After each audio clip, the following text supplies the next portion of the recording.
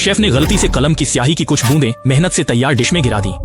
पास खड़े मैनेजर ने देखा और वह उसे फेंक कर दोबारा बनाने वाला था, लेकिन शेफ ने इन अनजानी बूंदों में प्रेरणा देख ली, इसलिए उसने तय किया कि इस खास डिश को वैसे ही मेज पर परोसा जाएगा। सबको लगा था कि ग्राहक नाराज हो जाएगा, लेकिन हैरानी की बात कि उसने जैसे ही डिश का स्वाद चखा वह उसकी तारीफ करते नहीं थका, यहाँ तक कि प्लेट भी चाट डाली। जब शेफ ने देखा कि ग्राहक को यह इतना पसंद आया है तो वह खुशी से फूला नहीं समाया और तुरंत अगली डिश तैयार करने में जुट गया। लेकिन जैसे ही वह ठंडी खीरे की सलाद पर तिल का तेल डालने ही वाला था, अचानक उसने अपना हाथ रोक लिया। फिर वह मुड़ा और एक सुअर काटने वाली छुरी उठा लाया, अपनी ताजा खून को मसाले की जगह इस्तेमाल किया और फिर मैनेजर को इशारा किया कि वह बिना डर के यह डिश मेज पर परोस दे। वाकई इस डिश ने एक बार फिर अमीर ग्राहक की स्वादेंद्रियों को जीत लिया। बहुत जल्दी प्लेट में रखी सारी ठंडी सलाद भी पूरी तरह खत्म हो गई। शेफ ने सोचा कि उसने सही रास्ता पकड़ा है, इसलिए उसने रसोई के सभी कर्मचारियों को इसी तरीके से खाना बनाने का आदेश दिया। छोटे सहायक ने यह सुनते ही तुरंत प्रतिक्रिया दी और बिना हिचकिचाहट के अपना हाथ आगे बढ़ा दिया। जब यह ब्रेस्ड पोर्क ट्रॉटर्स की डिश मेज पर परोसी गई तो ग्राहक ने अब तक की सबसे ऊंची तारीफ दी।